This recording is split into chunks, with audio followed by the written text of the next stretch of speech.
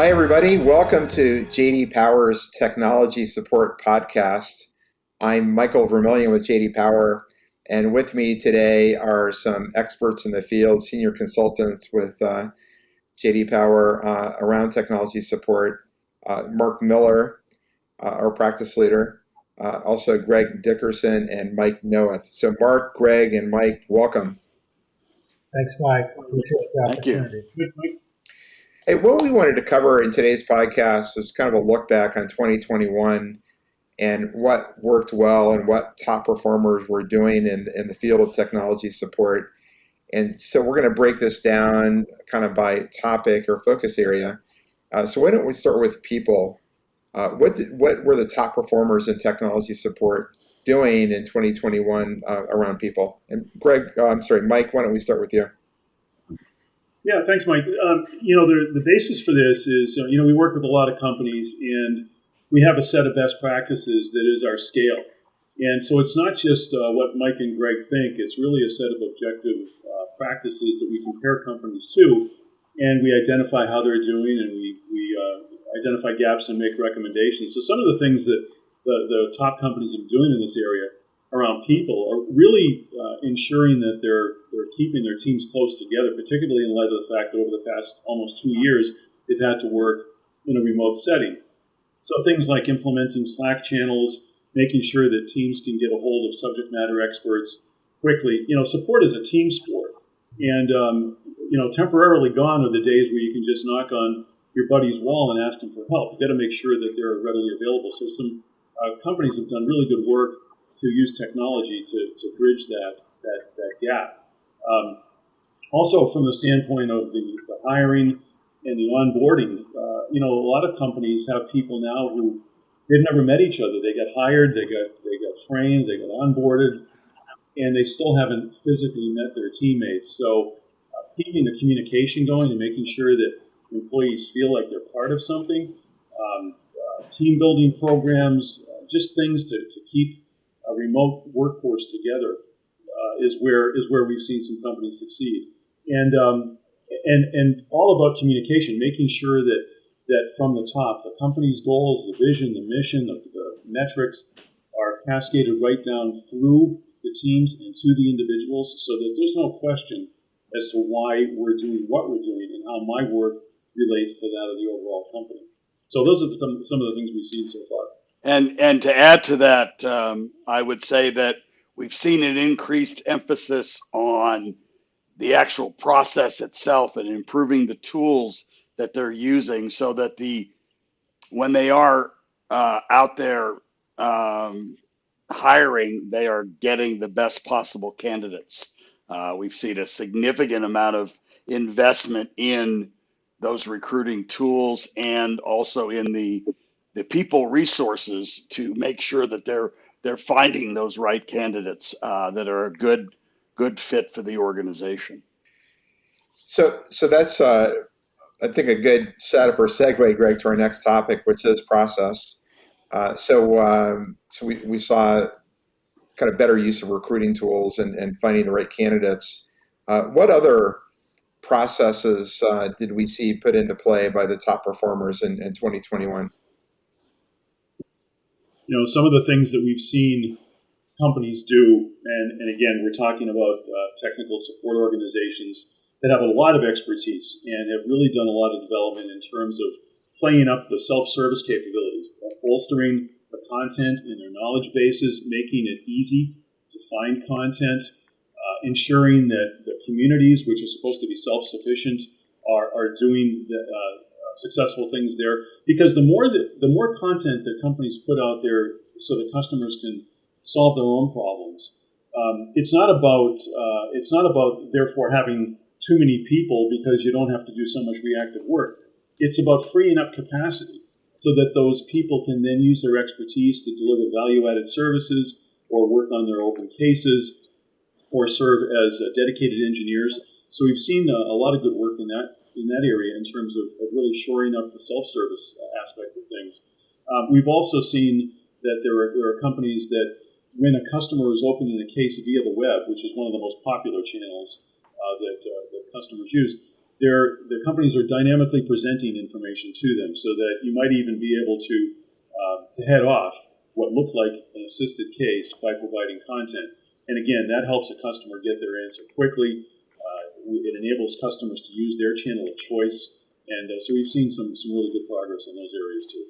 Absolutely. And they streamlined the content that they're providing so that it makes it easier for customers to really be able to find what they're looking for and, as Mike said, be able to deflect some of those and allow, their engineers, their experts to be able to handle the more difficult scenarios. Yeah, team, one thing to me that's interesting and kind of unique about the end user. So these are the engineers at Company X who's relying on support from the technology providers themselves, is that, which is a little bit different from the customer base on the consumer side, is this feeling of community, right? They like to solve each other's problems, get under the hood, so to speak, and so it's great, and it's not completely self-serving, kind of like what you were mentioning, Mike. It's not to just slash cost by 50%. It's I would say that the top performers are going to realize some great benefits by putting investment in those community tools and the knowledge base, to your point, Greg, making it easier to find stuff, because this group likes to do that, right? So that's one of the differences between them and some of the consumers, where you have brands who are forcing folks into this self-help. That isn't always the case with, technologists who are trying to support a technology for their companies. So I don't know if you all have any more thoughts on what they're doing to strengthen their community. Yeah, on that, Mark, it really ties back to the people aspect, because it's really important to explain to the support organization why it's so important to put content out there. It isn't about, write down everything that you know and then I may not need you anymore. It's absolutely not that.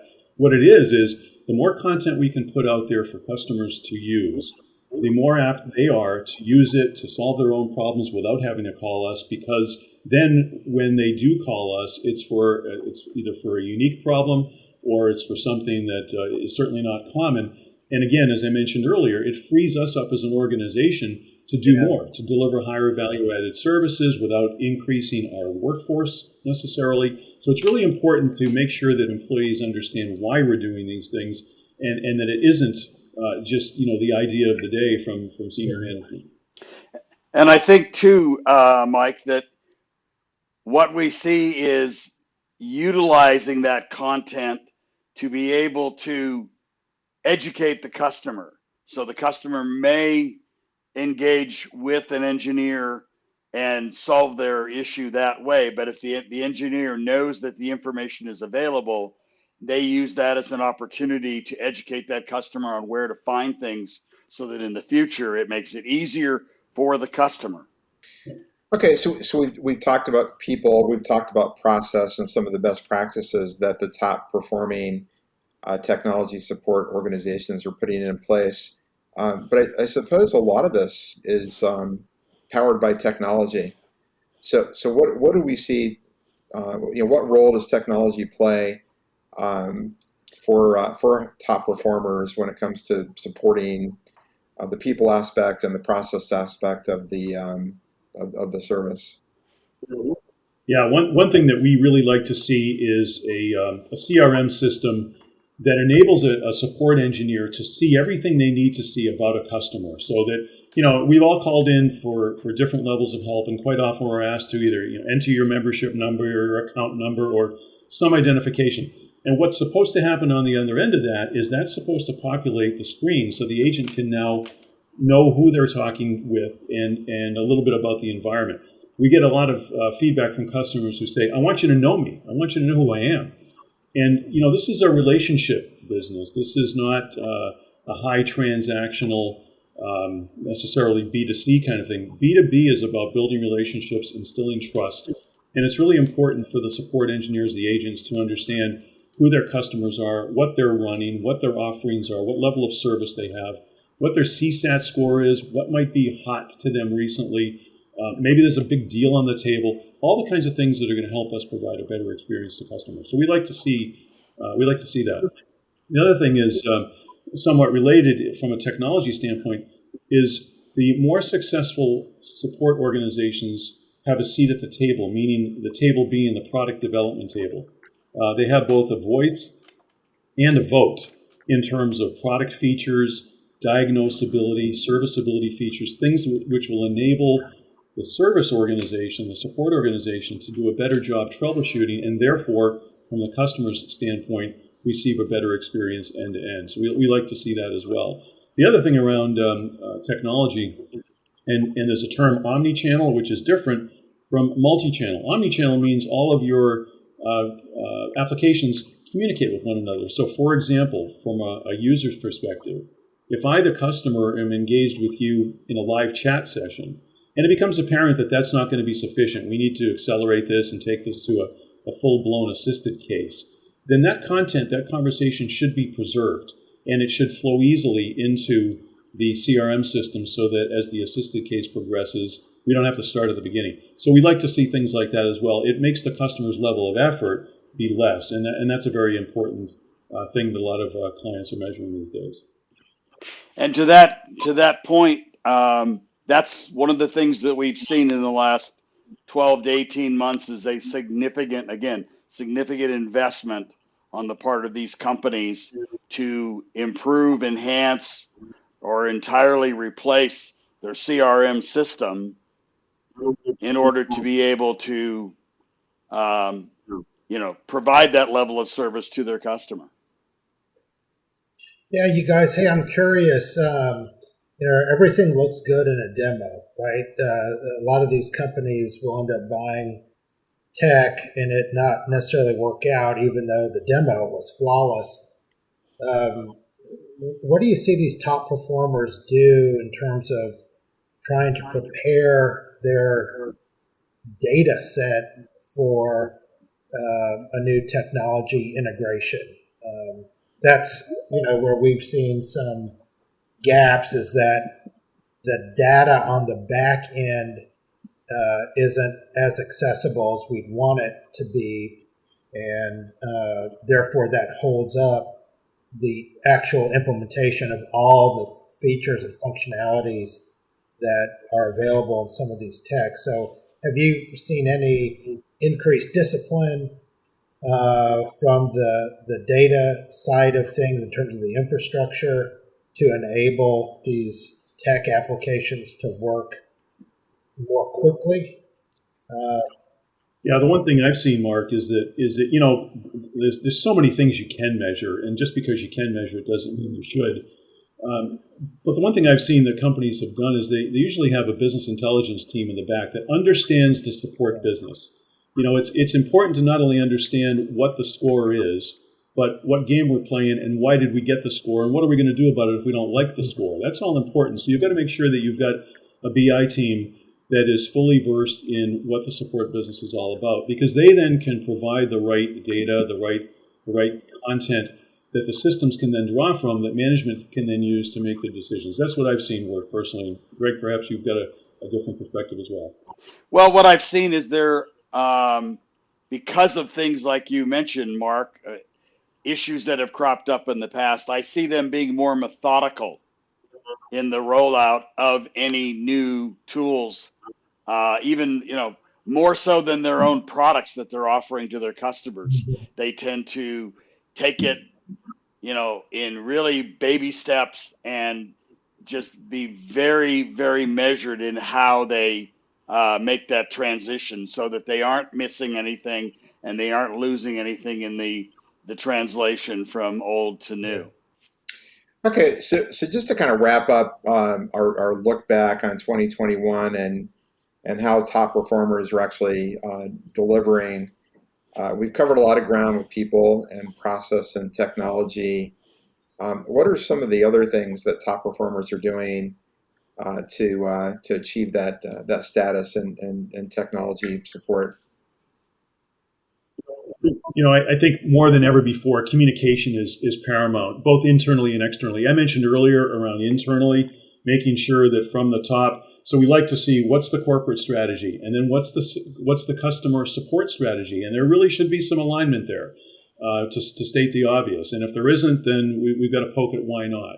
But assuming there is alignment, and then that strategy cascades right down through the individual teams and to the individuals themselves, that has to be not a one-time deal, but over and over again, because again, we're dealing with a distributed workforce. Then there's the external communication. And, it's surprising. There are some support organizations out there who only talk to their customers during a problem.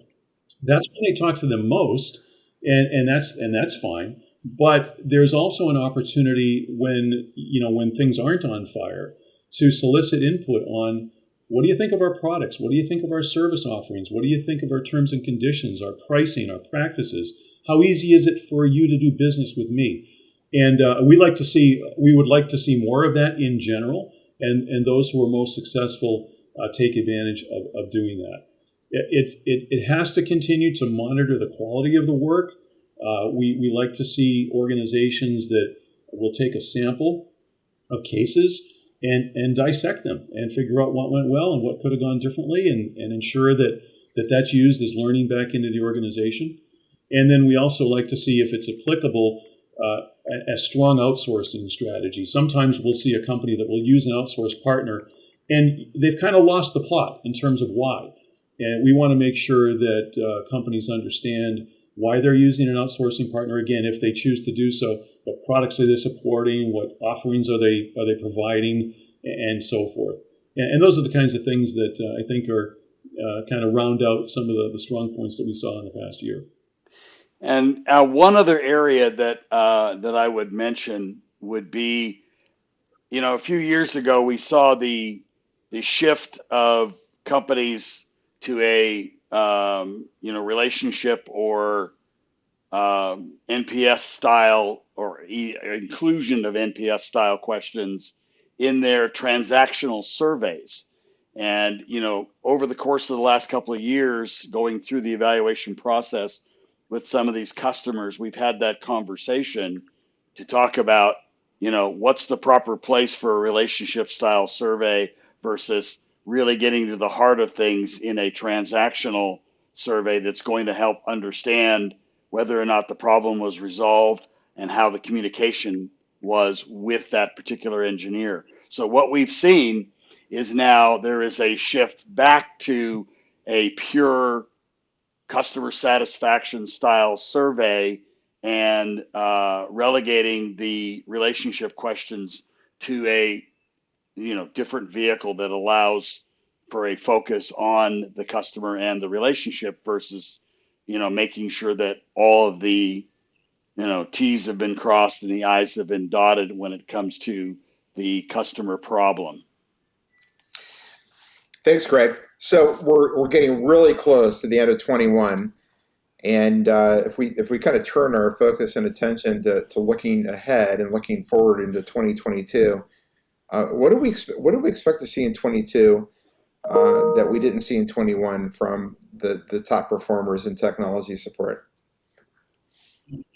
I think you're going to continue to see companies try to certainly improve in their core businesses. Let's do a better job with self-service. Let's do a better job with relationship management. Let's do a better job hiring and training and all those fundamentals. But I think the key thing that companies are going to wrestle with is, in 2022, are we going back to the office? If so, when and how? Is it going to be all in? Is it going to be a hybrid model? Because as I mentioned earlier, support is a team sport. And I don't know, honestly, that all the technology out there is a substitute for that. You certainly can use Slack to get a hold of your teammates, and a lot of companies, as I mentioned, have done a great job in making experts readily accessible. But is it the same as going to lunch with your new teammates and seeing them in the hallway and going for coffee afterwards, or whatever the case may be? Is the learning still there? So I think that companies are still trying to figure out what's the best way to ensure that even in light of all the technology in the world, are they serving their customers the best way possible? And I'm not sure anybody's figured that out yet. And I also think they haven't figured out the training aspect, Mm.